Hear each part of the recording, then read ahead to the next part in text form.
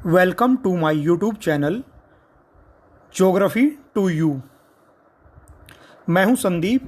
आज का हमारा टॉपिक है भू आकृति विज्ञान, अर्थ, प्रकृति और विषय वस्तु। भूगोल की दो शाखाएं हैं। पहली भौतिक भूगोल। भौतिक भूगोल में उन सभी तथ्यों को सम्मिलित किया गया है जिनका निर्माण प्रकृति द्वारा किया गया है। भूगोल की दूसरी शाखा है मानव भूगोल। मानव भूगोल में उन सभी तथ्यों को सम्मिलित किया गया है जिनका निर्माण मानव द्वारा किया गया है। भू आकृति विज्ञान भौतिक भूगोल की एक महत्वपूर्ण शाखा है। भू आकृति विज्ञान को अंग्रेजी भाषा में जियोमॉर्फोलॉजी कहा जाता है। जियोमॉर्फोलॉजी शब्द की उत्पत्ति ग्रीक भाषा के 3 शब्दों से हुई है। जी मतलब पृथ्वी, मॉर्फी मतलब रूप और लोगोज मतलब वर्णन। इस प्रकार भू आकृति विज्ञान का शाब्दिक अर्थ है पृथ्वी के रूपों का वर्णन। भू आकृति विज्ञान का संबंध स्थलमंडल और महासागरीय नीतल में पाए जाने वाले विभिन्न स्थल रूपों के अध्ययन से है। स्थलमंडल पर पाए जाने वाले विभिन्न स्थल रूपों में पर्वत, पठार, मैदान इत्यादि को सम्मिलित किया गया है। प्राचीन काल में ऐसा माना जाता था कि महासागरीय नीतल सपाट है, परंतु जैसे जैसे महासागरीय नीतल का अध्ययन किया गया तो पता लगा कि महासागरीय नीतल में भी विभिन्न स्थल रूप पाए जाते हैं।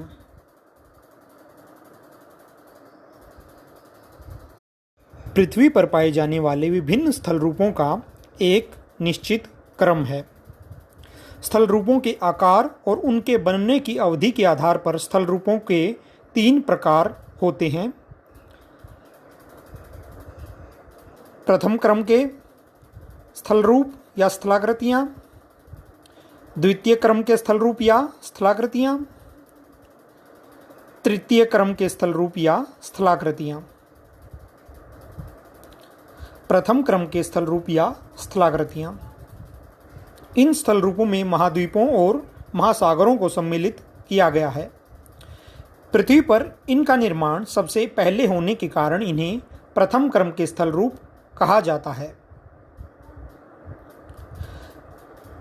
द्वितीय क्रम के स्थल रूप या स्थलाकृतियाँ। द्वितीय क्रम के स्थल रूपों का निर्माण प्रथम क्रम के स्थल रूपों पर होता है। महाद्वीपों और महासागरों की तली पर अंतर्जात और बहिर्जात बलों के कारण पर्वत, पठार, मैदान अंतःसागरीय स्थल रूपों का जन्म हुआ है। इन्हीं स्थलाकृतियों को द्वितीय क्रम की स्थलाकृतियाँ कहा जाता है। तृतीय क्रम की स्थल रूप या स्थलाकृतियाँ। तृतीय क्रम के स्थल रूपों का निर्माण द्वितीय क्रम के स्थल रूपों पर होता है। इनमें पहाड़ियाँ, नदी, घाटियाँ, डेल्टा, जलप्रपात, रेत के टीले, खाड़ी इत्यादि असंख्य स्थलाकृतियों को सम्मिलित किया गया है। विषय वस्तु।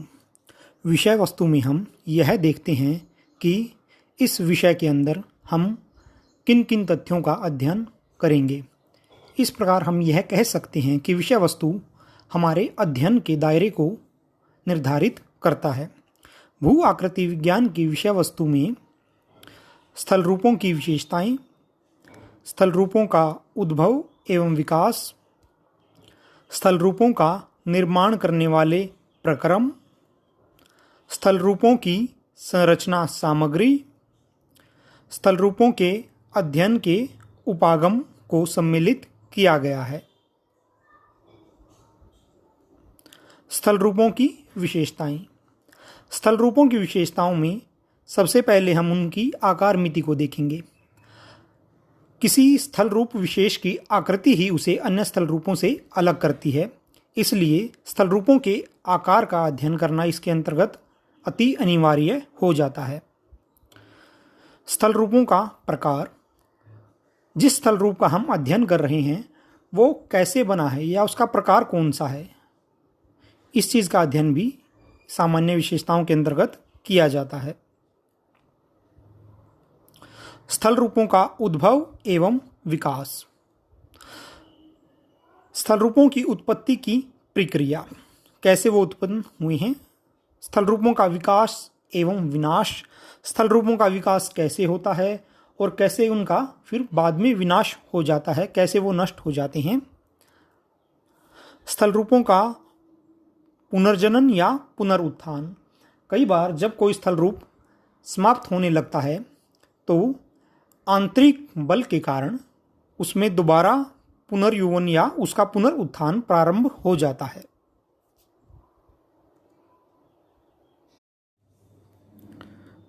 थर्ड पॉइंट है स्थल रूपों के निर्माण करने वाले प्रक्रम।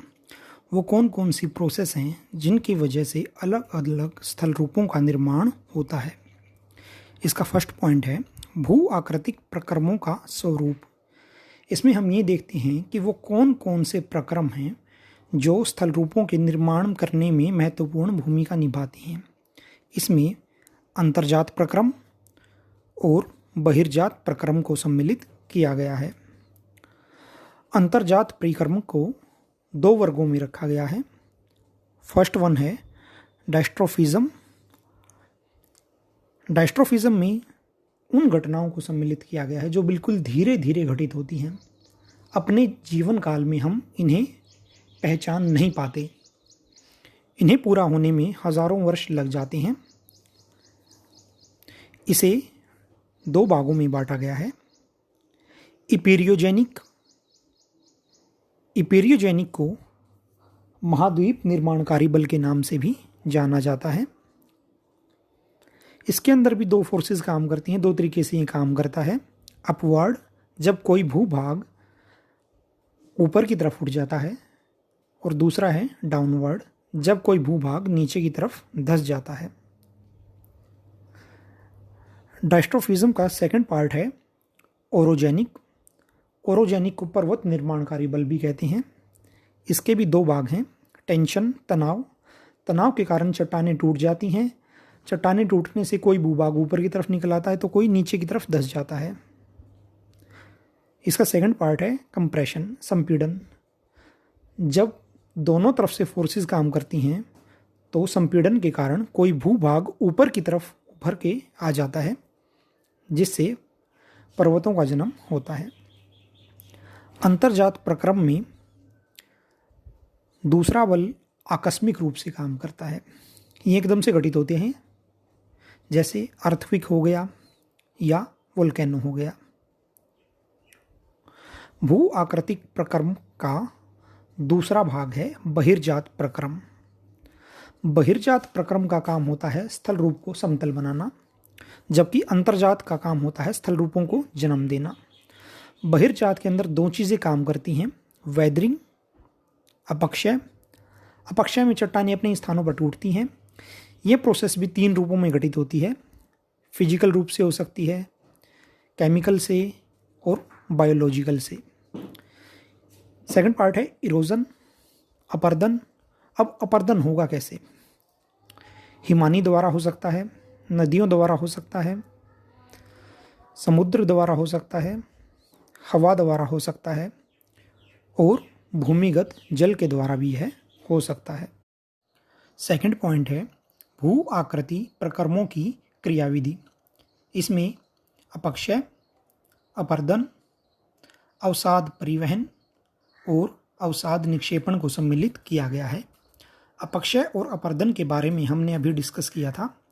अवसाद परिवहन में हम यह देखते हैं कि अवसाद या मलबे का परिवहन होता कैसे है और उस परिवहन से अलग अलग तरह की स्थलाकृतियाँ कैसे प्रभावित होती हैं।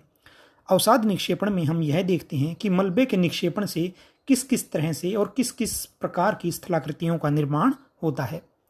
इसका तीसरा पॉइंट है मानवीय क्रियाकलापों द्वारा तथा उनका प्राकृतिक प्रक्रमों एवं स्थल रूपों पर प्रभाव। मानव द्वारा जो अलग अलग तरीके के क्रियाकलाप किए जाते हैं उनके द्वारा भी स्थल रूपों के बनने और बिगड़ने पर प्रभाव पड़ता है। फोर्थ पॉइंट है स्थल रूपों की रचना सामग्री। इसमें हम यह देखते हैं कि चट्टानों की प्रकृति कैसी है, यानी जो चट्टानें हैं उनके अंदर जो शैल हैं उनकी प्रकृति कैसी है, आग्नेय है, अवसादी है या कायांतरित है। इसके अंदर दूसरा पॉइंट है चट्टानों का यांत्रिक एवं रासायनिक संगठन कैसा है, कौन कौन से एलिमेंटों से वो बनी है। फिफ्थ पॉइंट है स्थल रूपों के अध्ययन के उपागम, यानी हम जो स्थल रूपों की स्टडी कर रहे हैं उसकी हमारी अप्रोच क्या है, हम उसको समय के आधार पर देख रहे हैं, उसकी संरचना के आधार पर देख रहे हैं, या फिर उसके ऊपर जो प्रोसेस लगी हुई हैं, प्रक्रम जो उस पर कार्य कर रहे हैं उनके अनुसार हम उनका अध्ययन कर रहे हैं।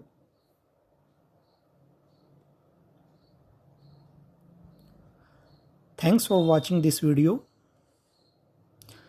Subscribe Geography to You for more amazing geographical videos.